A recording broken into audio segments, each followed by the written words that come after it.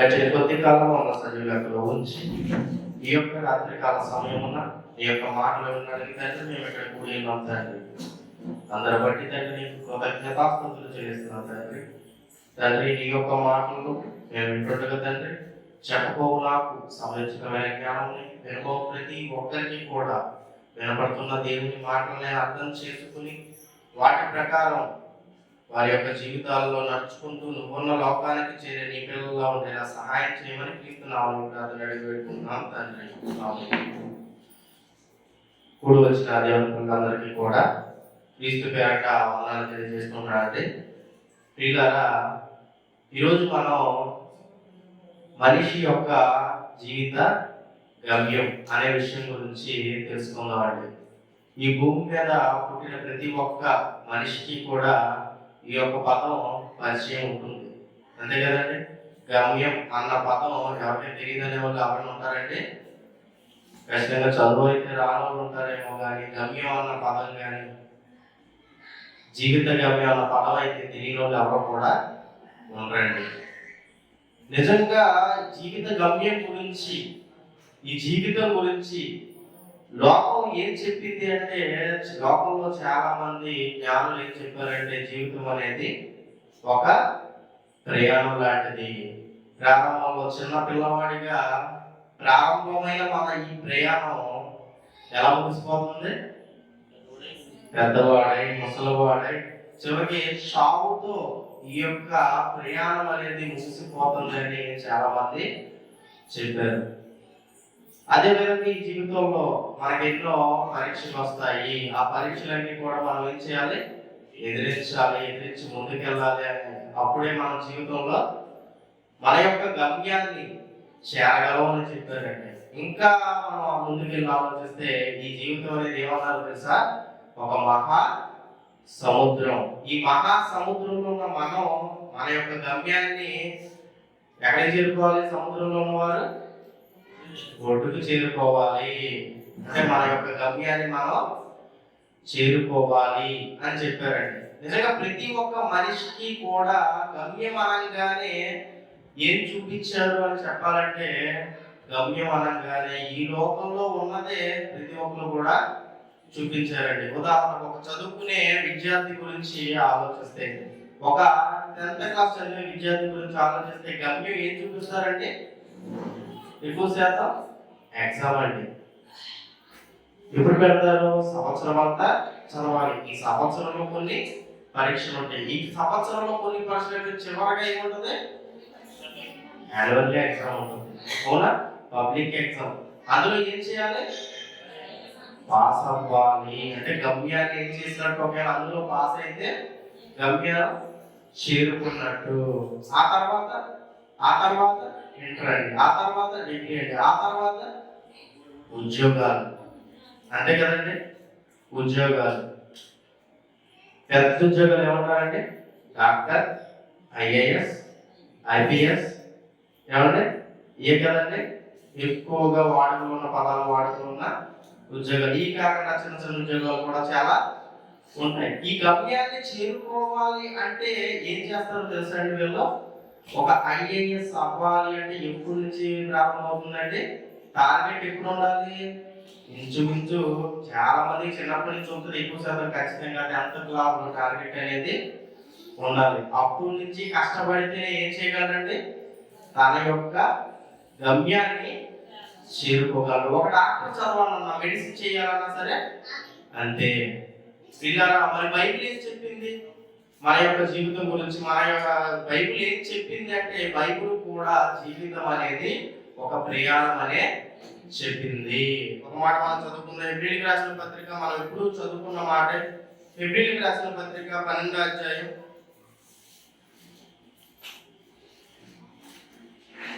13వ వచనం.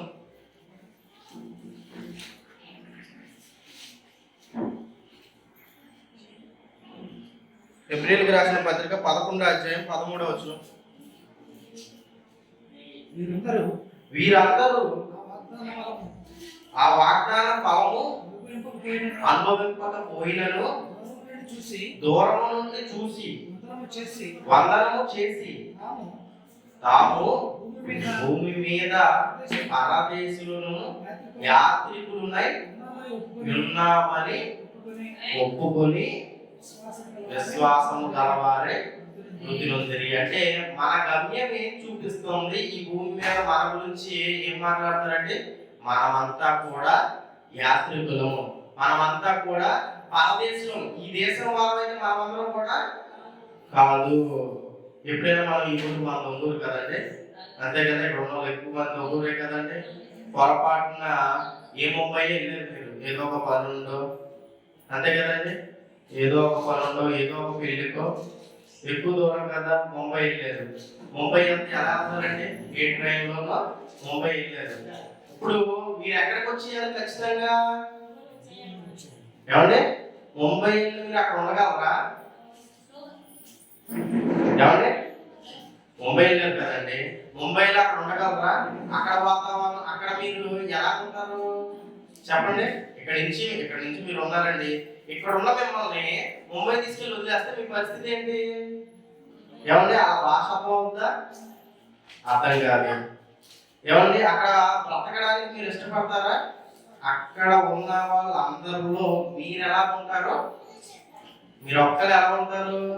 ఇదిగో నేను వీళ్ళందరిలో ఒకరినైతే కాదు అన్న భావన కలుగుతుందా కలగదా? కొన్ని వేరే దేశంలో మమ్మల్ని వేస్తాం అనుకోండి, కలుగుతుందా కలగదా? ఇదిగో నేను ఇక్కడ వాడిని కాను, ఇదిగో ఇక్కడ వాళ్ళకి నాకు ఏ సంబంధం కూడా లేదు, మరి నేను ఎక్కడ వాడిని? ఫలానా ప్రాంతం వాడిని, ఒంగూరు వాడిని. ఖచ్చితంగా ఎక్కడికి వెళ్ళిపోవాలి? నేను ఇక్కడికి ఏదో పని మీద వచ్చా, పని మీద వచ్చిన నేను ఎక్కడికి వెళ్ళిపోవాలి? ఈ పని ముగించుకుని ఈ పని అవ్వగానే ఎక్కడికి వెళ్ళిపోవాలి? నా సొంత దేశానికి నేను వెళ్ళిపోవాలి అన్న సంగతి మనకు తెలుసు. మంచిది, వెళ్ళిపోవాలన్న సంగతి తెలుసు. మనం ఏమిటో ట్రైన్ ఎక్కాం అనుకోండి, అంతే కదండి. వెళ్ళిపోవాలంటే ఏ ట్రైనో, ఏ బస్సో, ఏ ఫ్లైటో ఎక్కాలి, అంతే కదండి. వెళ్ళిపోదాం, మన ఊరికి చేరిపోదాం అన్న ఉద్దేశంతో మనం ట్రైన్ ఎక్కిన తర్వాత బయలుదేరిన తర్వాత మనకి ఏం వేసింది? ఆకలి వేసింది. ఆకలి వేసిన తర్వాత మనకి ఏం ఆలోచన వచ్చింది? ట్రైన్లో ఫుడ్ బాగోదు, బయట ఫుడ్ బాగుంటుంది, అంతే కదండి. ట్రైన్లో ఫుడ్ బాగుంటుందా బాగోదా? బాగోదు. అందుకే బయట ఫుడ్ బాగుంటుంది అని ఒక వ్యక్తి ఏం చేశాడంటే బయటకు వచ్చి హోటల్లో పార్సిల్ కట్టించుకుందాం అనుకున్నాడంట ఒక వ్యక్తి. అర్థమైందండి? ఒక ప్రాంతం నుంచి తన యొక్క సొంత దేశానికి, తన యొక్క సొంత ప్రదేశానికి వెళ్ళాలనుకున్న వ్యక్తి, ఒకవేళ మనమే అనుకోండి కాసేపు. అయితే బయటకు వచ్చి పార్సిల్ కట్టించుకునే క్షణంలో ఏం జరుగుద్ది? అంతసేపు ట్రైన్ ఉంటుందా? ఉంటుందండి ట్రైన్ అంతసేపు? ఉండదు. మంచి భోజనం కావాలనుకున్నాడు, లేదా మంచి బిర్యానీ కావాలనుకున్నాడు, బయటికి వెళ్ళి కట్టించుకుని వచ్చేసరికి ఏమైపోయింది? ట్రైన్ అయిపోయింది. ఇప్పుడు పరిస్థితి ఏంటంటే గమ్యం చేరగలదా? టికెట్కి డబ్బులు లేవనుకునే పరిస్థితి ఏంటి? అదే ప్లాట్ఫామ్ మీద టికెట్కి డబ్బులు అనుకోవాలి. అంటే గమ్యం చేరలేడు. గమ్యం లేదా చేరాలన్నా సరే ఏమవుతుంది? ఆలస్యం అవుతుంది. లేదా అదొకటే కాదు, వేరే కారణం చేత దిగినా సరే ఏం జరుగుతుందంటే, వేరే కారణం చేత దిగి ఎక్కువసేపు ఉన్న వాళ్ళకి ఏం జరుగుతుంది? ఆటోమేటిక్గా ట్రైన్ అనేది మిస్ అయిపోతాం, అంతే కదా. ట్రైన్లోకి ఎక్కిన తర్వాత అందరూ మనకు తెలిసిన వాళ్ళు ఉంటారా? ఏమంటే తెలిసిన వాళ్ళు ఉంటారు. ఒక రోజు 2 రోజులు జర్నీ అయితే మనం ఏం చేయాలండి? తిరిగిపోయిన వాళ్ళతో ఏదో విధంగా మాట్లాడాలి. అయితే ఇప్పుడు మాట్లాడటం, పరిచయం పెంచుకుంటాం, ఆ తర్వాత ఏం జరుగుతుంది? మనం వెళ్ళాల్సిన స్థలం అనేది వచ్చేస్తుంది. వచ్చేసిన తర్వాత మనం ఏమన్నా ఆ ఒక్కరోజు జర్నీలో వాళ్ళతో మనకు కొంత పరిచయం ఏర్పడింది కదండి. ఎవరితో అన్నా మనం నేను ఈ ట్రైన్లో ఉండిపోతాను అంటాము, మన ఊరు వచ్చేసింది, వాళ్ళతో మనకి పరిచయం ఏర్పడింది. అయితే ఇప్పుడు ఏం చేయాలి? మన ఊరు వచ్చేసింది అని దిగిపోతామా, అక్కడే ఆ ట్రైన్లో ఉండిపోతామా? ఏమండి, ఉండరండి. ప్రతి ఒక్కరు కూడా దిగిపోతారు. ఇది మనకు అర్థమైతే ఇప్పుడు మన జీవితాన్ని దేవుడు ఏమంటున్నాడు? ప్రయాణం అంటున్నాడు, అవునా? ఈ ప్రయాణంలో మన గమ్యం ఏం చూపించాడు? ఎబ్రిల్ రాసిన పత్రిక 11వ అధ్యాయం 13వ వచనం. మనకంటూ విశ్వాసులకు తండ్రి. విశ్వాసులకు తండ్రి అయిన అబ్రహాము, ఇస్సాకు, యాకోబుల గురించి దేవుడు ఇస్తున్న సాక్ష్యం ఏంటి అంటే, ఇదిగో వీరందరూ ఏమనుకున్నారంట? వాగ్దాన ఫలము అనుభవింపక పోయినను దూరం నుండి చూసి వందనములు చేసి ఈ భూమి మీద ఏదొచ్చినా సరే ఏం చేయలేదు వాళ్ళు. మనకు అర్థమయ్యే భాషలో చెప్పాలంటే ట్రైన్ దిగలేదు. అర్థమైందండి? దూరం నుండి చూసి వందనములు చేసి తాము భూమి మీద పరమేశులను యాత్రికులునై ఉన్నామని ఒప్పుకొని విశ్వాసము గలవారై వృద్ధి ఉంటారు. అంటే ఆ విశ్వాసం ఈరోజు ఎవరికి ఉండాలి? మనకు ఉండాలండి. అదే విశ్వాసం అబ్రహాముకు ఆ రోజు ఉంది. ఏంటి? ఈ భూమి మీద మన పరదేశులం, యాత్రికులం అని అబ్రహాముకు ఆ రోజు ఉంది. కానీ ఈ రోజు విశ్వాసానికి అబ్రహాము ఉన్న కాలంలో ఆధారం అనేది ఏదైనా ఉందండి? లేదండి. అయినా సరే అబ్రహాముకు ఆ కాలంలో అలాంటి ఆలోచన ఉంది. నిజంగా ప్రయాణం గురించి మాట్లాడితే బైబిల్లో ఇశ్రాయేలీలు ప్రయాణం చేసిన సందర్భం మనకి జ్ఞాపకం రావాలండి. నిజంగా సుమారు 400 సంవత్సరాలు, అంతే కదండి, 430 400 సంవత్సరాలు ఎలా ఉన్నారండి వాళ్ళు? వారిది కాని దేశంలో బానిసలుగా ఉన్నారు. బానిసలుగా ఉన్న వాళ్ళని దేవుడు ఎక్కడికి తీసుకెళ్లాలనుకున్నాడండి? ఇదిగో మీకంటూ వాగ్దానం చేశాను కదా, మీకంటూ ఇస్తానన్నాను కదా, ఆ దేశానికి మిమ్మల్ని తీసుకెళ్ళాలి అని వాళ్ళు చేసిన ప్రార్థనలు, యాచనలు బట్టి దేవుడు ఏం చేశాడు? ఇదిగో మోషే అని ఒక నాయకుడిని నిలబెట్టి వాళ్ళ ప్రయాణాన్ని సిద్ధపరుస్తాడండి. వాళ్ళ ప్రయాణమే కొంత దూరం వెళ్ళిపోతారండి. వెళ్ళిపోయి ఏం చేస్తారో ఒక మాట మనం చదువుకుందాం. హెబ్రీయులకు రాసిన పత్రిక, కొరింథీయులకు రాసిన మొదటి పత్రిక 10వ అధ్యాయం 11. కొరింథీయులకు రాసిన మొదటి పత్రిక 10వ అధ్యాయం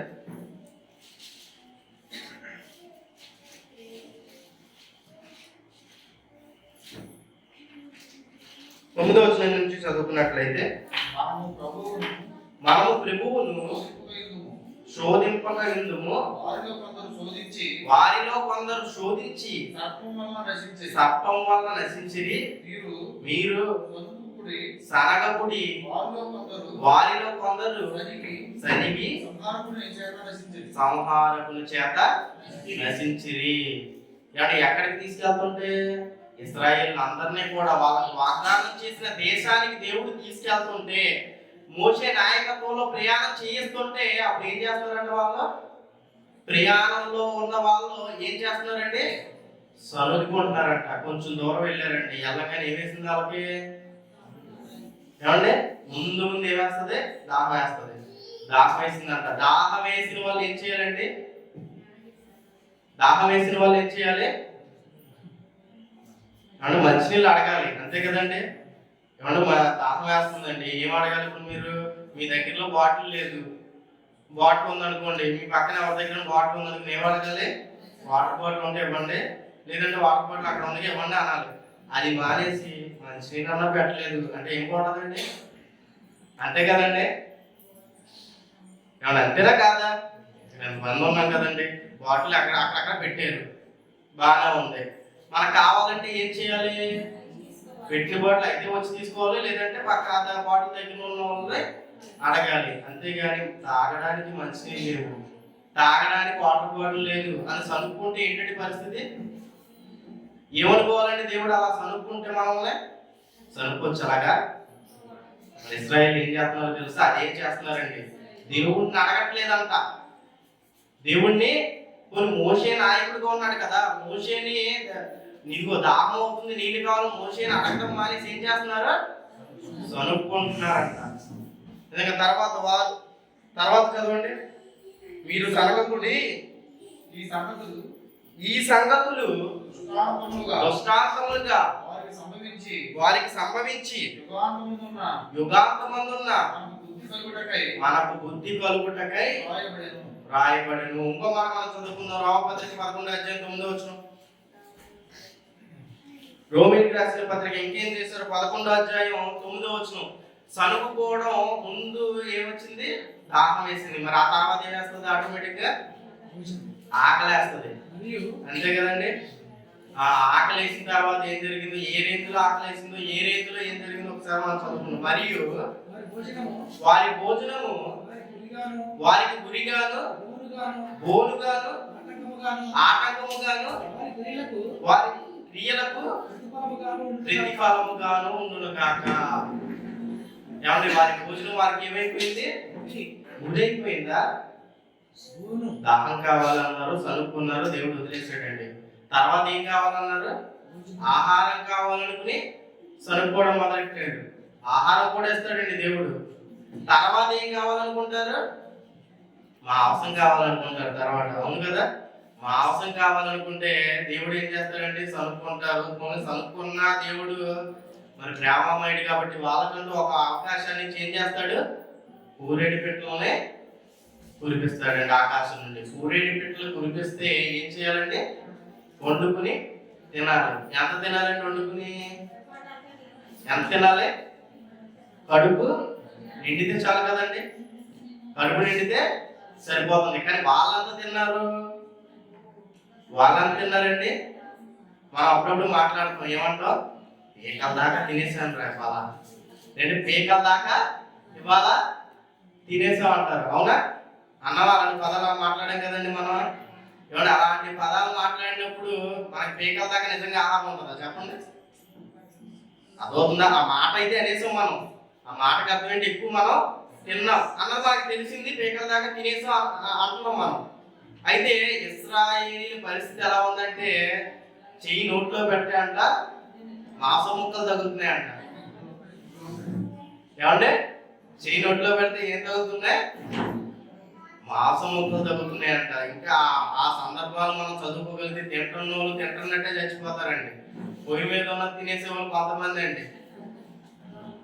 ఏమంటే ఇశ్రాయేలీయుల పరిస్థితి, వారి భోజనం వారికి గురిగా ఉండేది. అంటే దేవుడు ఎవరా? ఏమంటే దేవుడు ఇవ్వరంటారు ఆయన? చెప్పండి. ఇస్తాడు కదా. ఈ రోజు అయితే పూరేడు పెట్టలు ఇచ్చాడు, రేపు ఎవడా? ఈ రోజు ఇచ్చిన దేవుడు అడిగితే రేపు ఇస్తాడు. పోనీ తర్వాత రోజు కూడా ఇస్తాడు కదా. కానీ దొరికిందే సందని ఎక్కడదా తినేశారండి? పేకల్దా తినేశారు. వీళ్ళ ఆకలి చూసి దేవుడు సగం మంది చంపేస్తాడండి. వారి భోజనము వారికి గురిగాను, తర్వాత ఆటంకముగాను, బోనుగాను, ఆటంకముగాను, వారి క్రియలకు ప్రతిఫలముగాను ఉండునుగాక. వాళ్ళకి ప్రతిఫలం వచ్చిందా? వచ్చిందండి. అంత తింటే సాధారణంగానే బతకడం కష్టమండి.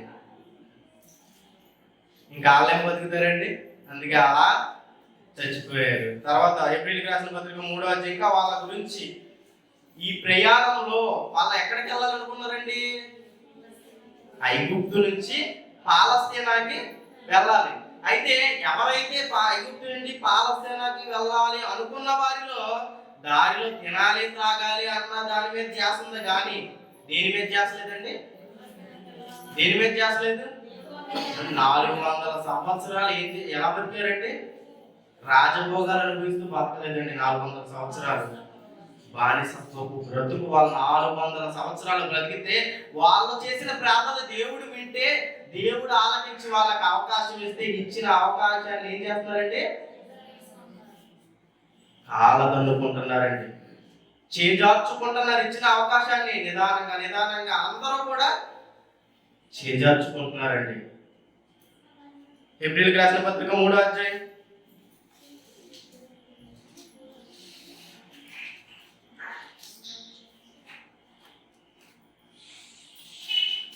ఏప్రిల్కి రాసిన పత్రిక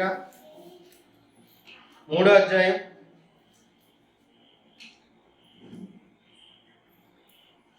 13వ వచనం. ఏప్రిల్కి రాసిన పత్రిక 3వ అధ్యాయం 13వ వచనం. నేడు మీరు ఆయన శబ్దము వినిన ఎడల కోపం పుట్టించినప్పటి వలె మీ హృదయములను కఠినపరచుకొనకూడని ఆయన చెప్పాను. కనుక పాపము వలన కలుగు భ్రమ చేత మీలో ఎవడైనను కఠినపరచబడకుండునట్లు నేడు అను సమయం ఉండగానే ప్రతిదినమును ఒకరినొకరు బుద్ధి చెప్పుకోండి. అనగా మొదటి నుండి మనకున్న దృఢ విశ్వాసము అంతం మట్టుకు గట్టిగా చేపట్టిన ఎడలనే నీతిలో పాలివారమై యుందుము. 16వ వచనం. విని కోపము పుట్టించిన వారు ఎవరు? మోషే చేత నడిపింపబడి ఐగుప్తులో నుండి బయలుదేరి వచ్చిన వారే వారందరే కదా. ఏం చేశారంట వాళ్ళు? వినకుండా చేశారా? విన్నారండి. విన్న తర్వాత కూడా ఏం చేశారండి? కోపం పుట్టించారు దేవునికి కోపం పుట్టించారు. ప్రయాణం ఏమైపోయిందండి? ఆలస్యమైందండి. కొన్ని ఆలస్యమైన 1 సంవత్సరం 2 సంవత్సరాలు ఆలస్యమైందంటే చాలా పొరపాటండి. 40 సంవత్సరాలు పట్టిందండి ఐగుప్తు నుంచి పాలస్తీనాకు వెళ్ళడానికి. 40 సంవత్సరాలు. నిజంగా అన్ని సంవత్సరాలు ఎందుకు లేట్ అయింది? వాళ్ళ అవిధేయత వల్ల లేట్ అయింది. అంతే కదండి. ట్రైన్ ఎక్కాక మనం నచ్చిన దగ్గర దిగిపోయి నచ్చిన దగ్గర ట్రైన్ మిస్ అవుతున్నాం అనుకోండి, ఏం జరుగుతుంది? త్వరగా వెళ్ళిపోతామండి. ఖచ్చితంగా ఆలస్యం అవుతుందండి. పోయి ఆలస్యమైంది. 40 సంవత్సరాలు అయింది. 40 సంవత్సరాలైనా ఉన్న వాళ్ళు అందరూ వెళ్ళారా అంటే అసలు వెళ్ళలేదండి. ఎవరు వెళ్ళారు? 2 వెళ్ళారు. ఎవరు? యెహోషువ, కాలేబు. ఎంతమంది ప్రయాణించారండి? సుమారు లక్షల మంది ప్రయాణం అయితే చేశారు. పెద్దోళ్ళు లక్షల మంది ప్రయాణం చేస్తే ఆ లక్షల మంది ఏమైపోయారండి? ఎవరు లేరండి. 2 వెళ్తారు. వాళ్ళతో పాటు పిల్లలు వెళ్తారండి. అంతే. అయితే వాళ్ళ ప్రయాణం ఏమైపోయిందండి? పాస్ అయిందా? ఫెయిల్ అయిందా? గమ్యాన్ని చేరుకోగలిగారా? చేరుకోలేకపోయారు. అందరూ చేరుకోలేకపోయారండి. 2 మాత్రమే చేరుకున్నారు. మిగిలిన వాళ్ళందరూ కూడా ఏమైపోయారు? ఏమండి? అరణ్యంలో రాలిపోయారు. మరి భూమి మీద క్రైస్తవులు అని మనం ఏమనుకుంటున్నాం? పిలుచుకుంటున్నాం. మనం మీరెవరు అనగానే మనం ఏం మాట్లాడతామండి? మనం అందరం కూడా క్రైస్తవులము అని మాట్లాడుకుంటాం. మన గమ్యం ఏంటండి? నిత్య జీవం, పరలోకం మన గమ్యం. ఈ భూమి మీద ఉన్న ప్రతి ఒక్కరికి వేరే వేరే గమ్యాలు ఉండొచ్చు. లోకస్తులకి జీవితాంతం కూడా గమ్యాన్ని చేరుకోవడానికి ప్రయాసపడుతుండొచ్చు. కానీ ఒక్కసారి బాప్తిసం తీసుకుని యేసుక్రీస్తులోకి వచ్చిన మనకి గమ్యం ఏముండాలి? నిత్య జీవం, పరలోకమే మన గమ్యంగా ఉండాలి. పరలోకాన్ని మనం చూసేవారిగా ఉండాలండి. నిజంగా కొద్దిసేపు ఆ దాహాన్ని కాకుంటే దాహం ఎవరంటారా దేవుడు? చెప్పండి. కొంచెంసేపు ఆకుంటే ఆహారం పెట్టాలనుకుంటున్నారా దేవుడు? అనుకున్నారు కదండి. వాళ్ళు నువ్వు ఆహారం పెట్టడేమో అని ముందే అనుమానం అండి. అనుమానం వచ్చి ఏం చేశారు? సనుక్కున్నారు, నశించారు. కనుక ఈ భూమి మీద ఎన్ని మనకు వచ్చినా సరే ఎంతకాలం? కొంచెం కాలమే. అది సహిస్తే మన గమ్యాన్ని చేరుకునే పరిస్థితి మనకి ఎదురవుతుంది. ఒక మాట మనం చదువుకుందాం. ప్రసంగి గ్రంథం 12వ అధ్యాయం 7వ వచనం.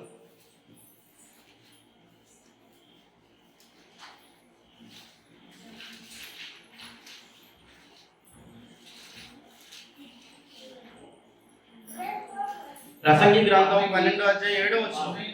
మన్నైనది వెనుకటి వలనే మరలా భూమికి చేరును. ఆత్మ దాన్ని దయచేసిన దేవుని యొద్దకు మరలా పోగును. ఆత్మ దాన్ని దయచేసిన దేవుని యొద్దకు పోవాలి అన్నది ఎవరి సంకల్పం? అది దేవుని సంకల్పం. అయితే ఈ భూమి మీద ఉన్న చిన్న చిన్న వాటి గురించి మనం ఏమైపోతామండి? మధ్యలోనే దేవుడు వేసిన త్రోవను తప్పిపోతున్నామండి. వేటి కోసము అపొస్తలుడైన పౌలు గారు ఇదిగో వేటి కోసం వీళ్ళు తప్పిపోతున్నారు అన్న దాని గురించి ఒక మాట రోమపత్రిక 8వ అధ్యాయం 37వ వచనంలో ఇదిగో ఏవేవి వీళ్ళకి ఆటంకాలుగా ఉంటున్నాయి, ఇవన్నీ కూడా దేవుని దగ్గర చాలా చిన్నవే అని తెలియజేస్తున్నాడండి. రోమీయులకు రాసిన పత్రిక 8వ అధ్యాయం 37వ వచనం. అయినను మనలను ప్రేమించిన వారి ద్వారా మనము వీటన్నిటిలో అత్యధిక విజయం పొందుచున్నాము. మరణమైనను ఏంటండి? ఏంటంటున్నారు? మరణమైనను అంటే మనకి దేవుని నుంచి దూరం చేయడానికి మొట్టమొదటిగా ఏం చెప్పాడండి పౌలు గారు? మరణమైనను అంటే చంపేస్తానంటే ముందు ఏం చేస్తాం మనం? ఏమంటే చంపేస్తానా? యేసుక్రీస్తు పేరు చెప్తే చంపేస్తానంటే ఏం చేస్తాం? పేరు మాట్లాడతామా? ఏమండి మన రీసెంట్గా ఎవరు ప్రసంగంలో చెప్పారు, మొత్తానికి ఉపేంద్ర అన్నయ్య కానీ ఉదయ అన్నయ్య కానీ ఇక్కడ నేను వాక్యం చెప్తున్నాను కదండి, గబుక్కు నన్ను అరెస్ట్ చేసి తీసుకెళ్ళిపోతే మీ పరిస్థితి ఏంటి అని అడిగారండి. ఏంటంటే పరిస్థితి మనల్ని పోనీ చంపేస్తే మన పరిస్థితి ఏంటి? నేను మళ్ళీ చస్తాం మేము కూడా వచ్చే వాళ్ళు ఎంతమంది ఉంటారండి? చాలా తక్కువ మంది ఉంటారండి. రావడం చాలా అరుదుగా వస్తారు. కానీ ఒకానొక కాలంలో సుమారు లాక్డౌన్ ముందు ఒక సిచ్యువేషన్ జరిగింది, చాలా మందికి ఐడియా ఉంది. ఇరాన్ ప్రాంతాలలో క్రైస్తవులు పట్టుకుని చంపడం ఎంతమంది గుర్తుందండి? గుర్తుందా మీరు ఎవరికైనా? క్రైస్తవులు పట్టుకుని చంపారు. నిజంగా వాళ్ళు చూసినప్పుడు మనకేం గుర్తు రావాలి? అలా అలాంటి పరిస్థితి మన పరిస్థితి ఎలా ఉంది? ఒకవేళ వాళ్ళలా నేను ఉండగలనా అన్న ఆలోచన వచ్చిందండి ఎవరికైనా?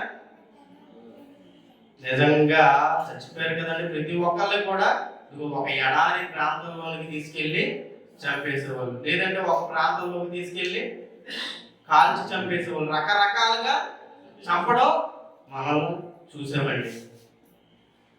నిజంగా అలాంటి చావు వచ్చినప్పుడు మన పరిస్థితి ఎలా ఉంటుంది? ఆలోచించాలా? ఆలోచించకూడదా? ఆలోచించాలండి. మరణమైనను జీవమైనను దేవదూతలైనను ప్రధానులైనను ఉన్నవైనను రాబోవునవైనను మరణమైనను తర్వాత ఇంకోటి ఏం చెప్తున్నాడండి? జీవమైనను. నిజంగా అపవాది మనకి జీవం అయితే ఇవ్వలేడండి, కానీ జీవం ఇస్తానని మోసం చేయగలడు. అర్థమవుతుందండి? అపవాది నిత్య జీవం అయితే ఎప్పటికీ కూడా మనకి ఇవ్వలేడు, కానీ నిత్య జీవం ఇస్తానని మోసం చేయగలడు. అందుకే అక్కడ ఏమో రాయబడి ఉంది, ఇదిగో జీవమైనను ఒక జీవం ఇస్తాను, ఇదిగో నీకు జీవితం అనేది ఇస్తాను అన్న సందర్భంలో దేవుణ్ణి వదిలేస్తావా? నువ్వు నిన్ను చంపేస్తాను అంటే దేవుణ్ణి వదిలేస్తావా? దేవదూతలైనను వదిలేసారు ఎవరో. ఈ పదం ఎక్కడ వినిపిస్తలేదా? ఆది కాండంలో వినిపిస్తుంది ఈ పదం మనకి. పండు తింటే మీరు ఏమైపోతారు అంటే? పండు తింటే ఏమైపోతారు? దేవదూతల వల్ల దేవతల వల్లేనండి.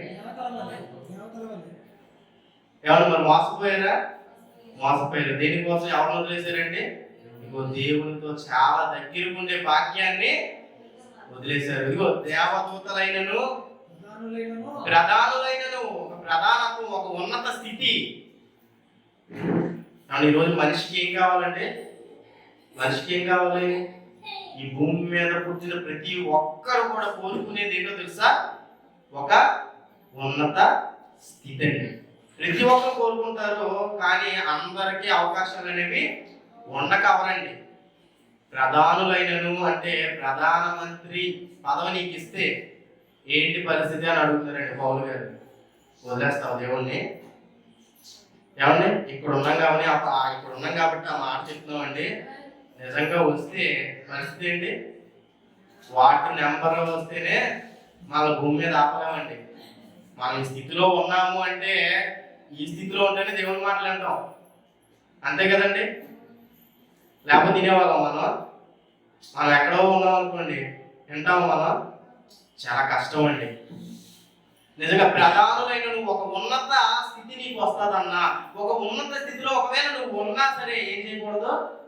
నీకు ఆ స్థితి కోసం దేవుణ్ణి ఎప్పుడు కూడా వదలకూడదు. తర్వాత అండి, ఈ భూమి మీద మనం దేవుని దగ్గరికి పరలోకానికి చేరడానికి ఆటంకాలుగా ఉన్నాయండి. ఇవన్నీ కూడా చేరనివ్వకుండా మన యొక్క గమ్యాన్ని మార్చడానికి ఇవన్నీ కూడా లోకంలో అపవాది మన కోసం ఉంచిందండి. తర్వాత ఉన్నవైనను రాబోగునవైనను అధికారులైనను ఎత్తైనను లోతైనను సృష్టింపబడిన మరి ఏదైనా ఈ భూమి మీద ఏది ఇస్తానన్నా సరే నువ్వేం చేయకూడదు? నీ గమ్యాన్ని వదలకూడదు, నీ గమ్యాన్ని మారకూడదండి. నిజంగా కొంతమందిని చూస్తుంటే అనిపిస్తుందండి, నా చిన్నతనంలో కానిస్టేబుల్ అంటే గొప్ప అండి. నా చిన్నతనంలో పోలీస్ ఉద్యోగం అన్నా కానిస్టేబుల్ అన్నా చాలా గొప్ప అండి. దానికోసం ఎంత కష్టపడేవాళ్ళు అండి, ఒక్కొక్కరు మామూలు కష్టం కాదండి. ఏమండి, మామూలు కష్టం కాదు, చాలా కష్టపడి కానిస్టేబుల్ అయ్యేవాళ్ళండి. నిజంగా చాలా సినిమాలు కూడా వచ్చినాయండి కానిస్టేబుల్ అవడం గురించి, లేదంటే ఎస్ఐ అవడం గురించి. అవునా? నిజంగా అలా కష్టపడిన వాళ్ళు ఉన్నారండి. ఈశ్వర్ అని మా ఫ్రెండ్ ఉన్నాడండి, ఎక్కడో జాయిన్ అయ్యాడు. దేనికోసం? కానిస్టేబుల్ అవడం కోసం కాకినాడ వెళ్ళాడు. కాకినాడ వెళ్ళి కాలేజీలో చదివాడు. కాలేజీలో చదివి ఖాళీగా ఇంటికి వచ్చాడండి. ఏమంటే నిజంగా అక్కడికి వెళ్ళి అక్కడ ఉన్న వాళ్ళని చూస్తే ఎలా ఆ టీచర్లు కానీ అక్కడ చదివే విద్యార్థులు కానీ ఎలా టీచర్లు ఏమో చక్కగా మౌలు చేస్తారండి.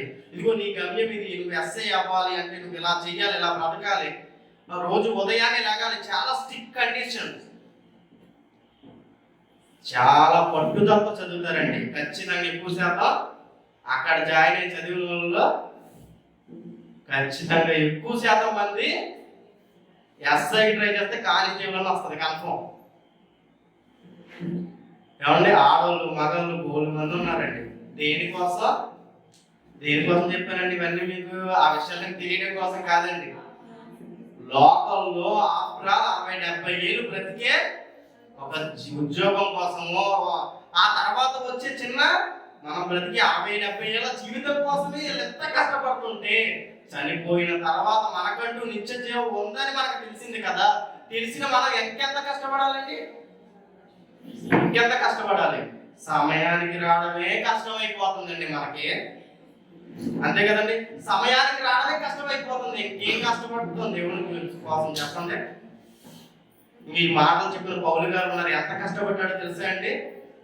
ఎన్నో శ్రమలు అనుభవించాడండి, రాళ్లతో కొట్టబడ్డాడండి, కొట్ట దెబ్బలు తిన్నాడండి. ఇదిగో వాడపగిలి ముమ్మారు శ్రమ పడ్డాడు. అన్ని బాధలు పడి ఏం చెప్తున్నాడు తెలుసా? తిమోతికి రాసిన 2వ పత్రిక 4:7. తిమోతికి రాసిన 2వ